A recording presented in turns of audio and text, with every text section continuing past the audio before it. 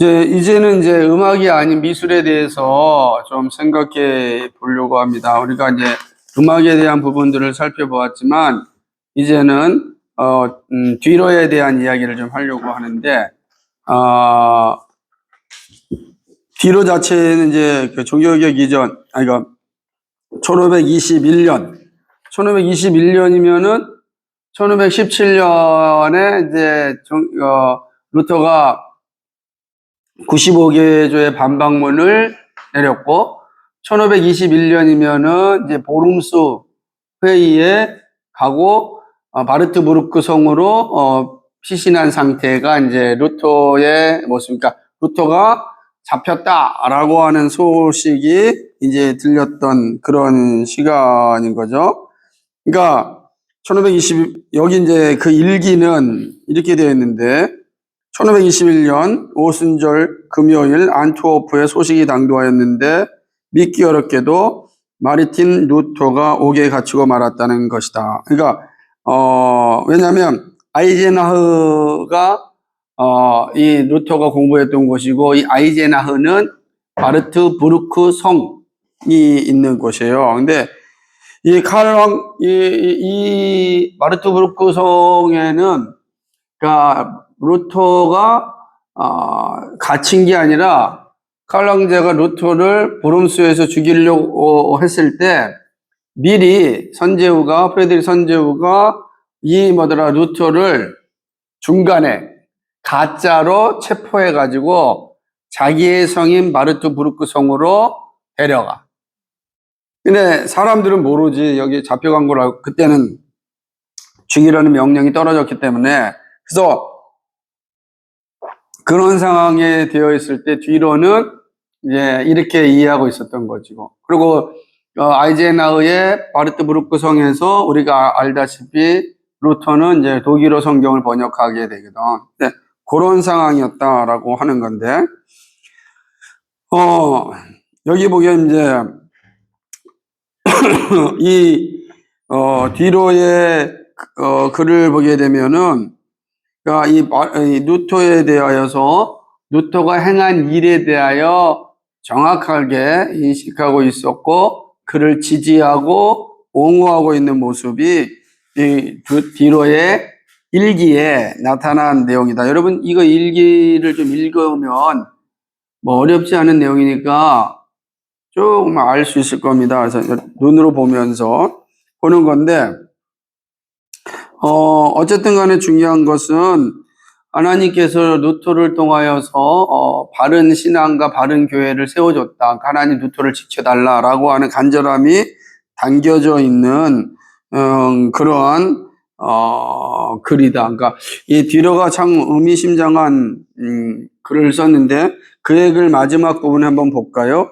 134페이지 위에 한번 쭉 읽어봅시다. 시작. 그리고 지난 140년 동안 어느 이보다도 분명하게 글을 쓰고 당신 그토록 복음의 영을 주신 이 사람을 우리가 읽게 된다. 기도하옵. 오 하늘의 아버지여, 당신께서 성령을 다시금 누군가에게 주시어 당신의 거룩한 교회를 모으게 하셔서 우리가 함께 기독교적 방식으로 살게 하시, 우리의 선한 일로 모든 불신자들이 두르크인이나 야만인이나 칼라쿠투안이나 모두 우리를 본받기를 원하 기독교 신앙을 받아들이기. 오주여, 우리에게 이후 거룩하고 순수한 복음 요한계시록에 기록한 대로 인간의 요리로 흐려지지 않는 하늘에서 내려오는 아름다운 새 예루살렘을 주. 그러니까 이 고백이 바로 마르틴 루터의 모습이에요. 왜냐하면 140년 동안 이 표현대로 명확하게 글을 쓴 사람이 없었다. 그러니까 복음에 대한 명확하게 글을 쓴 사람은 마르틴 루터다라고 하는 것을 보게 되는 것입니다. 그래서 요컨대 마르틴 루터의 책을 읽는 자라면 그가 거룩한 복음을 얼마나 분명하고 명료하게 진술하는지를 알 수 있을 것입니다. 그러므로 이 책들은 소중히 간직되어야 하고 불에 타서는 안 되나이다. 이라는 거지. 그러니까 당시에는 루터의 모든 책을 불사르라 라고 하는 명령이 떨어졌기 때문에 루터의 모든 서적이 왜냐하면 그때는 로마 캐톨릭이 전 세계를 다스리고 있었기 때문에 로마 캐톨릭의 말은 바로 법이었고, 법은 바로 시행되니까 모든 책들이 다 불태워 없어져야 되는 상황. 지금도 마찬가지지만은 책이라고 하는 건 남아있으면 영향이 크거든. 그러니까 이제 근데 루터가 명확하게 이 복음을 정하였기 때문에 루터의 책을 읽는 사람이라면 명확하고 아주 확고한 신앙을 가질 수 있으니까 없애라 라고 하는 것입니다. 그래서 이 디도가 맨 마지막에 이렇게 이야기하는 걸 보게 됩니다. 그 글에서 오 하나님, 만일 루터가 죽었다면, 지금 이제 아이젠하워에서 죽었다고 혹시 죽었는지 모르니까 누가 이후로 거룩한 복음을 그렇게 분명하게 선포하리이까? 오 하나님, 10년이나 20년 더 그가 우리를 위해 저술할 수 없다면 어떻게 되겠나이까?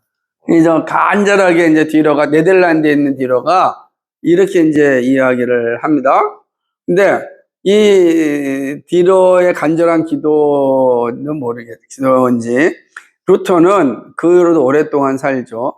긴 시간을, 종교개혁 이후에도 긴 시간을 살죠. 그러나 종교개혁 초기에 정말 루터는 화라산처럼 일어났고, 그 이후에는 계속해서 종교적인 어떤 신학적 질서를 세우는 일에 루터는 매진을 하게 됩니다. 이곳저곳 돌아다니면서. 그 중에 하나가 쯔빙글리라든지 또 칼빈과의 어떤 신학적인 이런 이야기도 나누게 되는 것이죠. 그래서 그의 동료였던 멜라니톤과 함께 아우스부르크 신앙고백서 만들고 그렇게 되는 겁니다. 이런 과정들이 있었죠. 그러니까 디도에는 그 이후로도 루터의 글을 읽을 수 있었다. 그러나 이제 그만큼 루터가 당시 종교개혁 당시에 얼마나 많은 영향을 줬는지를 보여주게 되는 거죠. 1920년에 또 슈팔라틴에게 보내는 서한에서 디도는 이렇게 이제 이야기하는데 한번 읽어볼까요? 시작. 기독교 진리를 칭송받을 만한 루터 박사를 당신께 추천할 수 있고 간절히 은혜를 이 진리를 우리는 세상의 온갖 재물, 권세보다 더 소중히 여기니 이는 시간과 함께 지나가되 오직 진리는 영원히 남기 때문이다. 그러므로 하나님 저를 도우사 마르틴 루터 박사에게 이를 수 있게 하셔서 그를 열심히 그리고 동판에 새길 수 있게 하시고 그리하여 저로 큰 수에서 헤쳐나오고 이 기독교인을 영원히 기념하게 하소서. 그리고 당신께 은혜를 구하고 만일 루터 박사가 독일에서 새로운 책을 만든다면 그것을 제게 보내주십시오. 대금을 보내드리겠습니다. 그러니까 이 글들을 두 걸 보게 되면 디도는 지난 140년 동안 루터만큼 정확하게 복음의 글을 쓴 사람이 없다. 이렇게 이야기해요. 140년이라고 한다면 엄청난 시간이겠죠. 그러니까 한 세기 이전까지 16세기니까 15세기, 14세기부터 시작된 이 시기 동안에 복음을 제대로 기록한 사람이 없다라는 게 디도의 평가이라고 하는 거죠. 왜냐하면 존 위클리프가 1320년에서 1384년, 14세기 초죠. 존 후스가 1369년에서 1415년, 15세기 초죠. 그러니까 요 시기 이후로 140년을 얘기하는 거예요. 그러니까 1521년 이렇게 했다. 우리가 이원돼서 140년을 빼면 1381년. 그러니까 이 해는 위클리프와 후스 모든 생에 해당된다. 그러니까 디도는 이 사람을 염두에 두었을 것이지만 아마도 더 후스를 더 생각했을 것이다. 왜 그러냐면 이는 후스의 영향이 남부 독일에 가장 많이 남아있기 때문에 그런 거예요. 그러니까 지금 이 140년이라고 이야기하는 개념은 이 사실이 분명히 나타나는 거예요. 그러니까 얀 후스 이후로 명확하게 이 복음에 대해서 쓴 사람이 없다라고 이야기하는 거지. 그런데 드디어 누가 나타났다? 마틴 루터가 나타났다. 그러니까 종교개혁의 역사 속에서 하나님께서 이렇게 준비하셨다. 이게 디도가 그걸 쓴 후에 나타나는 거지. 그러니까 이 사실은 뭐냐면 디도 입장에서는 이 예술가 디도는 오직 성경을 최종 권위로 삼는 종교개혁자들의 전통을 충실하게 따랐던 그런 사람이다라고 이야기하는 거죠. 이게 되게 중요한 사람인 것이죠. 그러니까 우리가 잘 알다시피 후수는 오직 그리스도의 은혜로만 구원을 얻지 인간의 공로로는 구원을 얻지 않는다라는 것을 아주 분명히 하였습니다.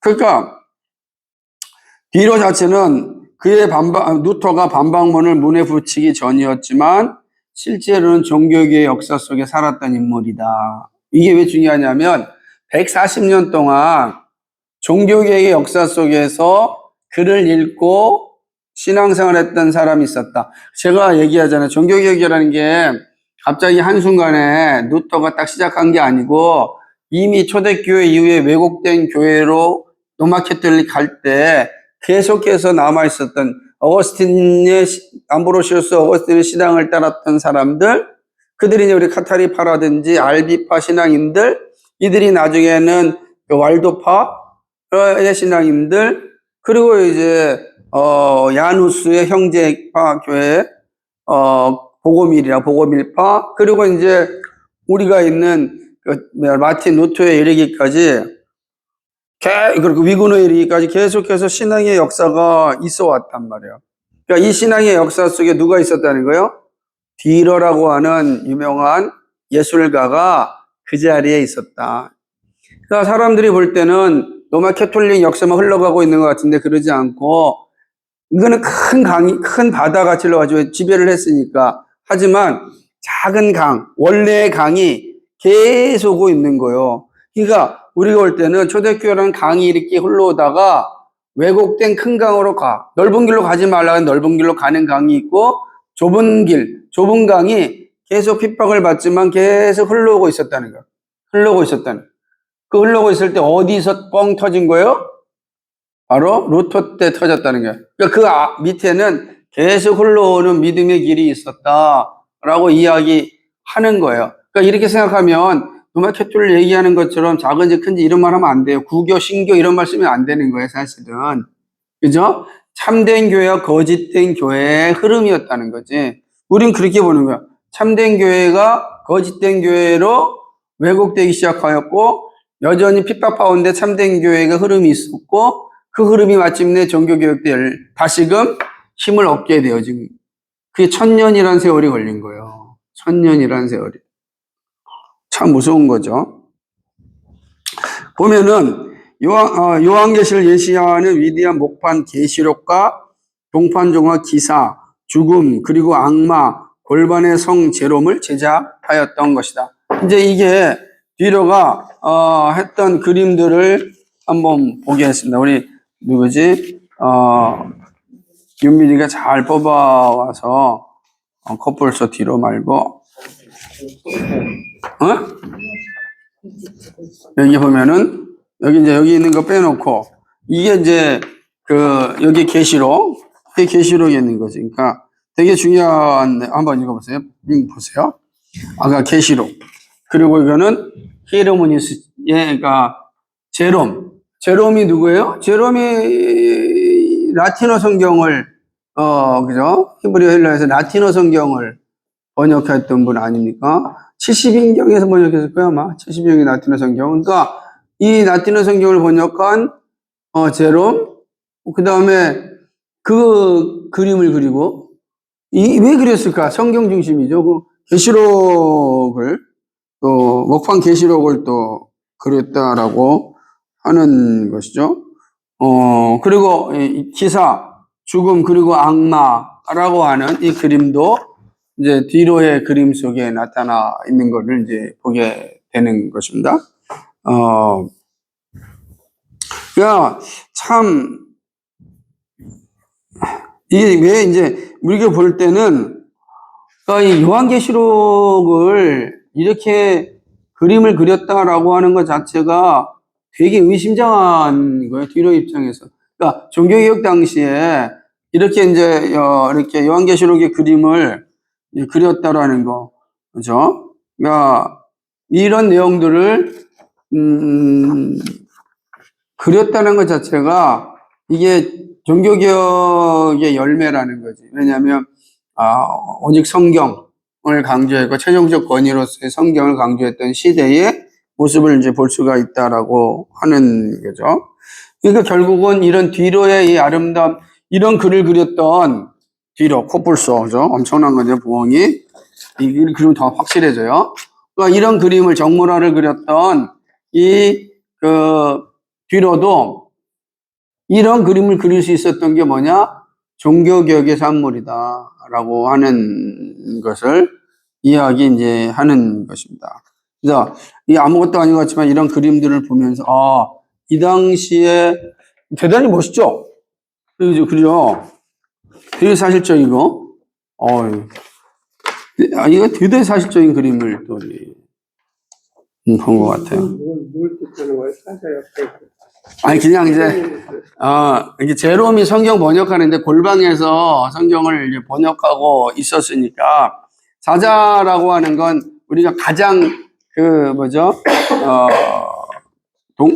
그때도 마찬가지지만 지금도 마찬가지지만은 정글의 그 왕 아닙니까? 그죠? 동물의 왕처럼 사자 자체는 그런 승리 이런 것들을 상징하는 존재인 거죠. 물론 제가 이 뒤로가 이거를 그린 그 분명한 내용은 잘 모르겠어요. 하지만 여기의 핵심이 이제 그게 가게 되면요, 그 베들레헴에 가게 되면 그 제롬이 이제 베들레헴 성당 밑에서 이렇게 번역한 골방이 있어요. 그거 나오면 사자를 죽인 무슨 동상이 하나 있어요. 정확히 기억이 안 나요. 이거 맞는지 안 맞는지도. 갑자기 또 이렇게 또 사자 갑자기 머리가 잘 모르겠습니다. 다시 한번 볼게요. 자, 문제는 뭐냐면은 이미 중요한 건 뭐냐면 1500년대에 살았던 이 뒤로가 정모라를 그릴 수 있었다라는 건 대단하다라고 하는 건, 정모라를 그릴 수 있다는 건. 왜 그렇죠? 우리가 생각해 보세요. 15세기 전까지는 자연을 그릴 수 있었습니까? 없었습니까? 없었다는 거지. 그렇잖아요. 이원론적 세계관에 따라 그릴 수가 없었는데, 우리가 이제 르네상스 이후로 북유럽부터 풍경화가 시작되었다고 우리가 보았어요. 두 가지 반동으로.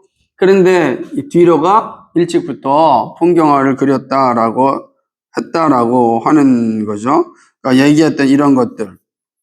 그러니까 하나님의 세계가 실제로 존재하고 그것이 우리가 살고 있는 이 세상임을 강조했다라고 하는 거죠. 근데 항상 생각해야 돼요.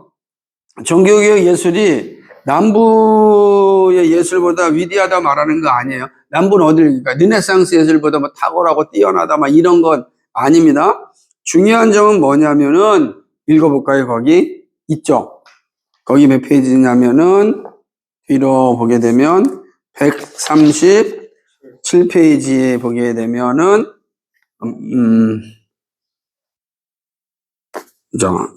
종교개혁 시대 예술인 오해 그 부분이 있죠. 137페이지 거기 한번 읽어보겠습니다. 시작. 지금 나는 종교개혁이 만든 모든 면에서 남부 유럽의 예술보다 위대하다고 말하는 것이 아니다. 중요한 점은 종교개혁이 예술과 문화를 손상시켰다거나 예술과 문화를 만들지 못했다고 말하는 것은 무의미하거나 부정직한 것이라는 점입니다. 이해가 되죠? 그러니까 지금 말하는 거는 이런 비판에 대해서 지금 저자인 셰퍼 박사님은 아니다. 증거를 대는 거예요. 이렇게 풍경화도 그릴 수 있고 아주 대단한 음악도 나타났고 이런 모습들이 보여진다고 볼 때 종교개혁이 지금 말하는 예술과 문화를 손상시키지 않았다라고 이야기하는. 물론 기독교만이 아름다운 세상을 그릴 수 있다는 건 아니죠.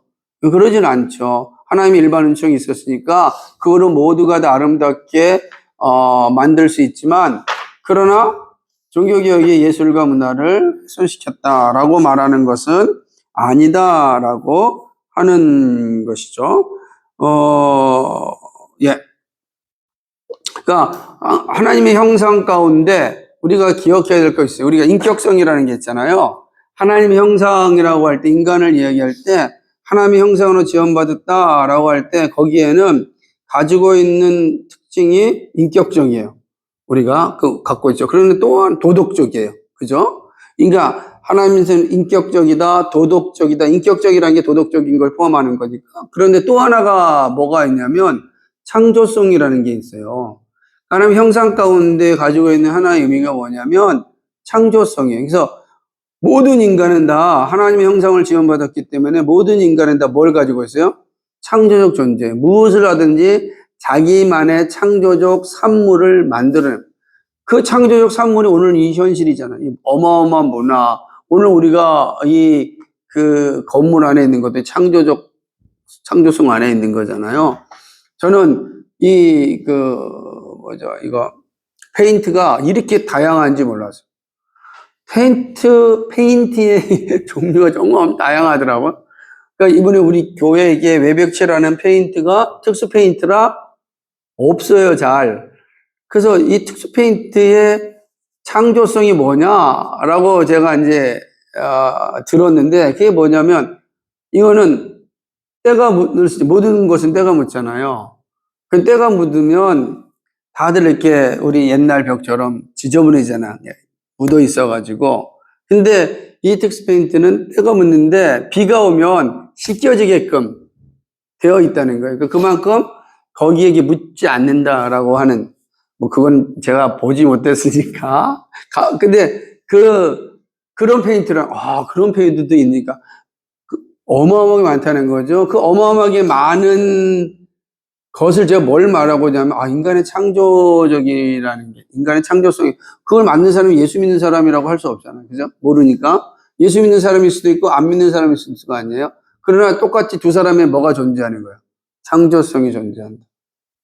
이게 이제 하나님의 형상. 그러므로 내 발전에 있어서 그리스도인들만 아름다운 것을 만든다라고는 할 수는 없어요. 그러나 분명한 건 뭐냐면 그리스도인들 역시 하나님의 창조성을 가지고 아름다운 문화를 만드는데 매진했다. 일부의 오해에 대해서 분명하게 얘기한 것이다라고 이야기하는 것입니다. 그리고 이제 사실은 그런 모든 창조성의 핵심은 뭐냐면 여러분 그 뒤에 보면요. 130, 여러분 지금 137페이지인가? 모르겠습니다. 창조성이요? 아니요.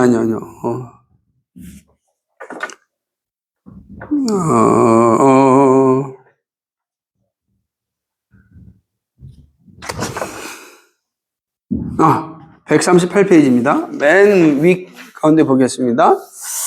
하지만 거기 한번 읽어보겠습니다. 시작. 하지만 사람의 세계관은 거의 언제나 그의 창조적 산물 속에서 철저하게 드러난, 그리고 그가 만든 산물들에게서 나타난 특징들은 서로, 이게 중요하죠. 우리가 창조성을 다 가지고 있는데 창조성을 가지고 창조적인 산물들을 만들어내잖아요. 그 만들어낸 것에 뭐가 있다고요? 그 사람의 세계관이 담겨 있다고. 예를 들면은 애플의 스티븐 잡스가 처음에 이거를 만들어냈을 때 여기에는 한 손에 다 들어가야 된다라고 하는 그 스티븐 잡스의 세계관이 들어요. 핸드폰 자체는 뭐가 되는 거예요? 창조물이잖아요. 그래서 창조물로 그냥 존재하는 것이 아니라 그렇게 만든 세계관이 있는 거예요, 이유가. 그러니까 그 세계관, 사람들은 잡스의 세계관에 알게 모르게 다 동화돼서 가는 거예요. 그래서 그 세계관에 빠지면 그 세계관에 헤어나지 못하는 거예요.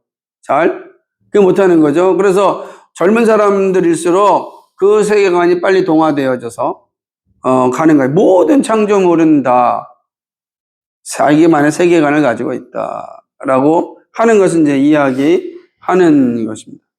그러니까 모든 것은 다 마찬가지다라고 하는 거죠. 그러니까 다만 종교개혁의 예술이 가지고 있는 기반이 있고 르네상스 예술이 가지고 있는 기반이 있고 두 기반이 다르다는 거예요. 하나는 오직 성경이라는 기반 위에 세워진 예술이고 하나는 인본주의라고 하는 기반 위에 세워진 예술이에요.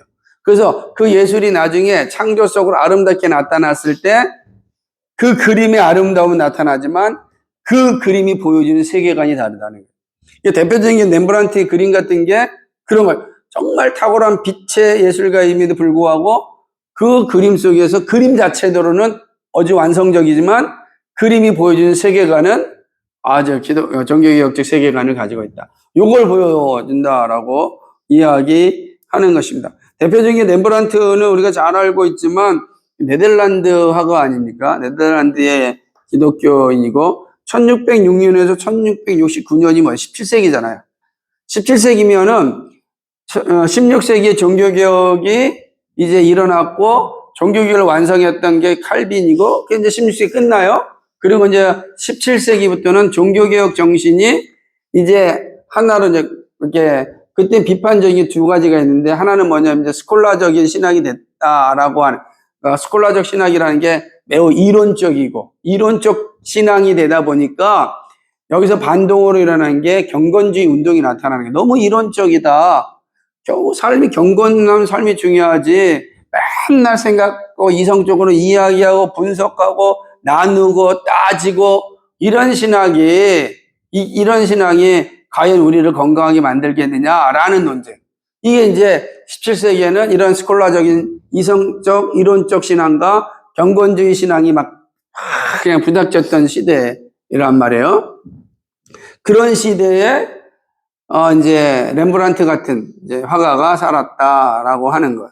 그러니까 네덜란드 같은 경우는 이런 스콜라적인 신학과 그다음에 경건주의 신앙이 아주 꽃을 피웠던 그런 동네이기 때문에 렘브란트 매우 중요하다라고 하는 거죠. 그러니까 렘브란트는 분명히 자기 신앙이 분명하죠. 예수께서 자기를 죽으셔서 믿은 거고 그게 그의 믿음 속에 있는 거죠. 거기에 이제 이 십자가를 올림이라고 하는 이 그림, 참 이 그림 되게 이제 멋있고 아름다운 그림인데 이제 여러분 책에서는 그렇게 되어 있지만 여러분 이제 이 한번 보세요. 이게 빛에 한번 쭉 돌려서 한번 색깔이 어떻게 됐는지 한번 좀 더 좋은 색깔로 뽑았으면 좋겠지만 우리 컴퓨터에 한계가 있어서 좀 아쉽습니다.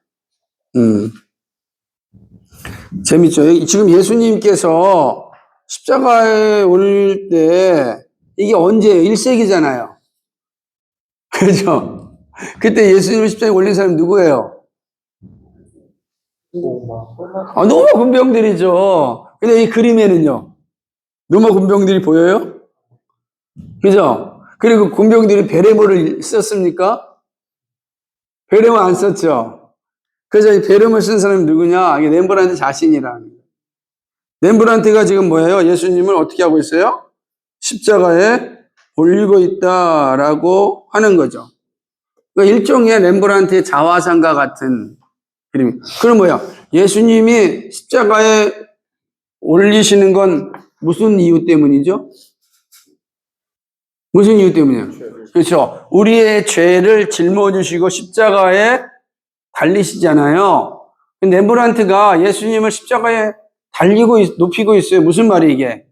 자신의 모든 죄가 예수님께 전가되었고 예수님께서 자신의 모든 죄를 짊어지시고 지금 십자가에 오른다라고 하는 자화상이에요. 그러니까 내 죄가 예수 그리스도 안에서 다 용서함 받았다라고 하는 것을 그림으로 나타낸 거예요.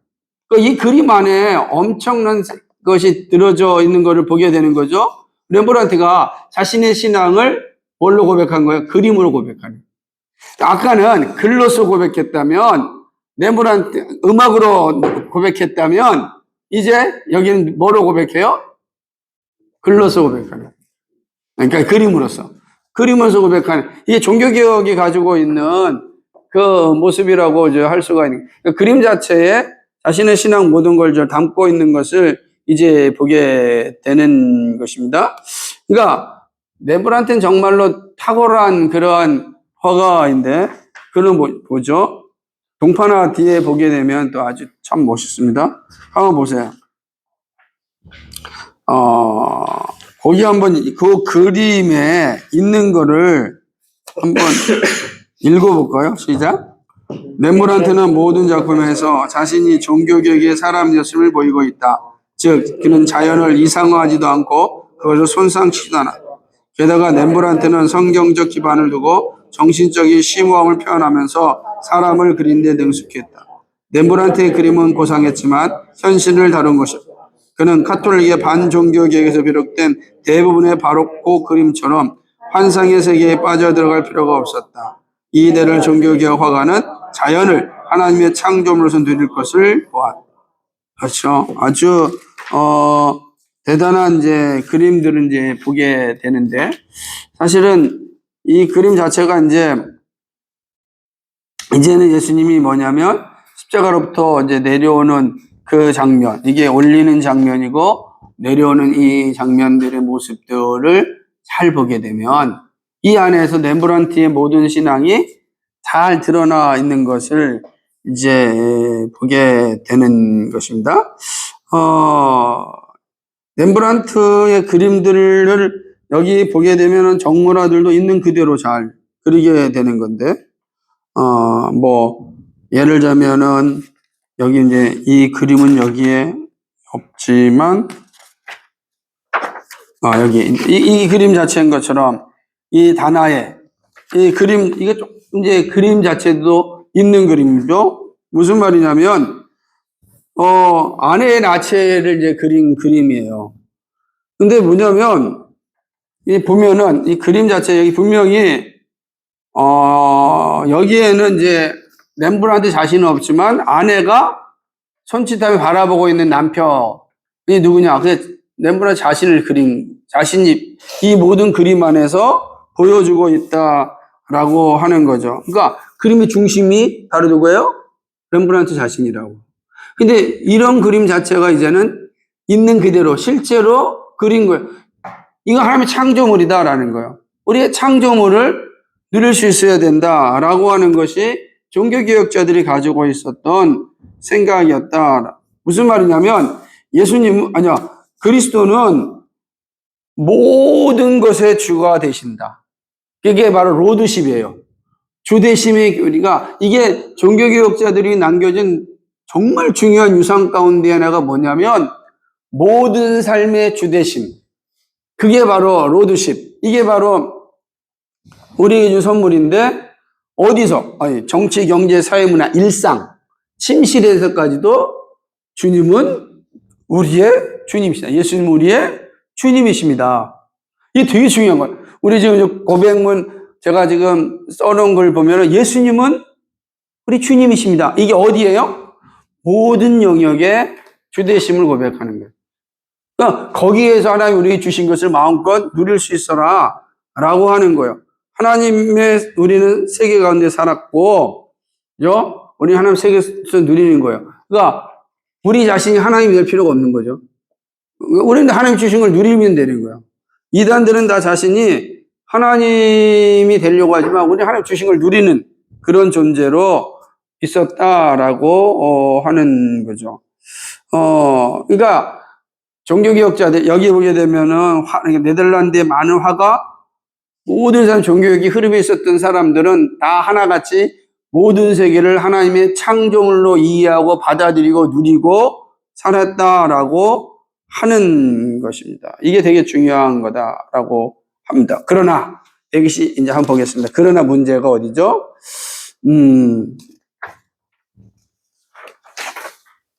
그러나 여기 보겠습니다. 142페이지 보겠습니다. 맨 밑에서 위에서 세 가지. 세 번째, 시작. 그러나 인본주의가 득세하면서 모든 것은 자율적인 것이 되었고 의미는 사라졌다. 종교개혁으로 사람들은 올바른 방향을 다시 찾았고 자연과 모든 삶은 위험 있고 아름다운 것이 되었다. 이제 마지막으로 공포겠습니다. 그러니까 보면 1860년 이제 19세기가 오는 거지. 19세기에 보게 되면 야코프 브루크하르트는 이탈리아의 르네상스 문명에서 르네상스와 종교개혁의 핵심적 차이를 지적했다. 이제 이걸 결론으로 내리는 거예요. 우리가 지금 르네상스와 종교개혁을 길게 공부해 왔잖아요. 이 차이를 뭐라고 하냐? 르네상스와 종교개혁 사이의 대조를 다룬 그의 논의는 여전히 주목할 만하고 셰퍼에게는 옳게 보였는데 그는 자유가 북부 유럽에서는 종교개혁에 의해서 남부 유럽에서는 르네상스에 의해서 도입되었다고 주장했다. 이 얘기 하죠. 북부 유럽은 종교개혁에 의해서 남부 유럽 우리가 아는 데가 어디예요? 피렌체, 베네치아 이런 데는 다 어디에 의해서 르네상스에 의해서 자유가 이제 도입되었다라고 하는 것이죠. 그러나 남부에서는 이 자유가 방종으로 흘렀지만 북부에서는 그렇지 않았다. 그 이유는 르네상스 인본주의에서 사람들은 삶의 개별자들에게 의미를 가져다 줄 방법을 찾지 못했으며 도덕에서 절대자를 얻을 곳을 갖지 못했기 때문이다. 그러나 북부에서는 종교개혁자들이 성경의 가르침을 따라 자유를 누렸고 동시에 설득력 있는 절대적 가치를 갖게 되었다. 이 차이. 그럼 지금도 마찬가지야.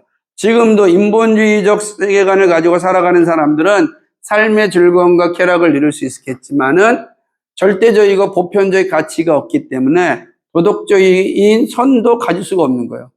그래서 자기 욕망이 가는 대로 갈 수 있어요. 그런데 종교개혁 전통 오직 성경이라는 기준을 가지고 있는 곳에서는 그 모든 것을 누릴 수 있지만 그러나 질서 있게 누리는 거예요. 내가 누구인지 절대적 가치를 가지고 있기 때문에 방종으로 나가지 않는 거예요. 내가 자기 욕망이 있다 할 때도 그 욕망이 마음껏 뻗어나가지 않아요. 그 욕망이 하나님을 영화롭게 하는 것 안에 사용되어지는 거예요. 그러니까 사회가 아름답고 공동체가 건강하게 세워질 수밖에 없죠. 그러나 지금 우리 시대에 보십시오. 이 절대적 기준과 가치, 성경이 말하는 절대 기준과 가치가 무너졌을 때 어떤 현상이 나타날까? 사람들은 그 기준 자체를 부정하고 있단 말이에요.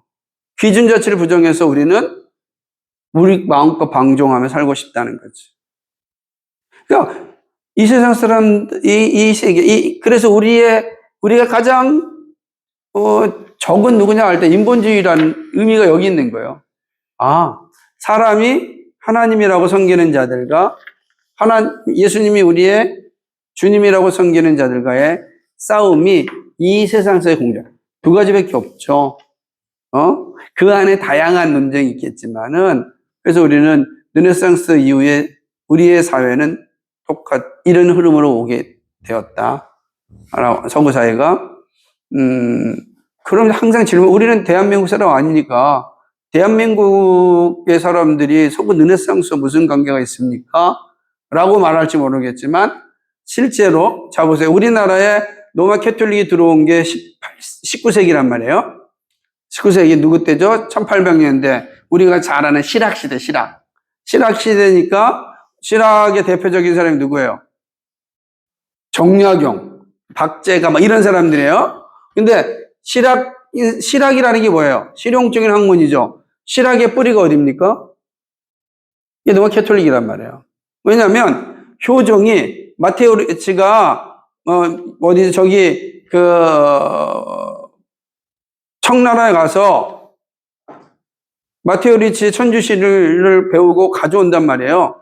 그리고 그것이 이제 실학자들에게 매우 중요한 영향을 준 거죠. 그럼 적어도 우리나라 19세기는 이미 영향을 받은 거고 중국은 이미 18세기부터 이 서구에 영향을 받았다는 거지. 우리가 잘 아는 그러니까 종교개혁의 영향보다도 기독교적 영향이 이미 이제 18세기부터 청나라에 있었고, 그리고 우리나라도 있었고, 일본도 있었다고. 그러니까 그런 흐름 속에서 이 실학이 나타났고, 성리학에 대해서 배척하게 되고, 실학이 나타나고, 실학이 부흥하기도 전에 우리나라 망하고, 일본으로 합병됐는데, 이미 일본은 뭐예요? 서구 문화를 받아들인 이유였다고. 그러니까 서구 문화에 일본이 다 받아들여졌고, 그 문화는 우리나라 이란 합병이 언제입니까? 1900 몇 년이에요? 1900 을사조약이 1905년이라 5년. 이런 합병 1910년이라고. 조약부터 시작해서 그럼 이게 20세기 초잖아요. 그걸 생각해 보십시오. 19세기에 확실하게 한국 사회에서 새로운 운동으로 일어나려고 할 때 각종 사화를 통해서 주기전 단두대처럼 우리가 여기입니까 양화진에 있는 그 모습처럼 천주교 신자들이 죽고 비로소 이제 기독교 선교사님들이 딱 들어오는 시점에 뭐가 돼요? 나라가 망한다고. 그러니까 우리는 실학이 우리나라에서 꽃을 피워본 적이 없어. 그렇다고 해서 기독교적 경문이 꽃을 피우지 못했으면 바로 들어올 때가 언제였어요? 일본에 우리나라가 합병됐던 그런 식민지 시대였으니까 요 시대예요. 그러니까 세계사적인 영향을 본다면 정약용이 있던 시대로 쭉 가게 되면은 네덜란드의 아브람 카이퍼라고 하는 사람이 살던 시대 바로 종교개혁의 영향을 받아서 가장 제2의 종교개혁을 일으켰던 시대가 바로 이제 이 19세기였고 18세기에는 부흥의 시대였단 말이에요. 서구는 부흥의 시대, 우리는 성리학에서 무너져서 실학으로 오는 시대였어. 그러니까 세계적 사건을 이렇게 딱 보게 된다면 지금 이 내용이 우리랑 전혀 무관하지 않다. 지금 우리가 이 시대의 이 모습이 절대 우리와 무관하지 않고 이거는 전 지구적인 역사 속에서 봐도 오늘 우리의 이해를 갖는 데 왜 필요하다라고 하는 거예요. 그러니까 우리가 단지 이렇게 무슨 맨날 이게 무슨 르네상스 종교개혁 이게 탐지지 경험지 이게 우리에 무슨 관계가 있어라고 하지만 이게 실제 우리와 관계가 있다는 거지. 우리 시대와 연결되어 있다. 그러니까 그런 측면에서 이제 오늘 이 공부도 나의 뿌리를 찾는 데 매우 중요하다. 우리 한 가지 기도합시다. 하나만. 창조성에는 세계관이 있다. 이거 하나만 잘 이해해도 오늘 공부하는 데 매우 중요한 자리가 되지 않을까 생각합니다. 예, 이상입니다.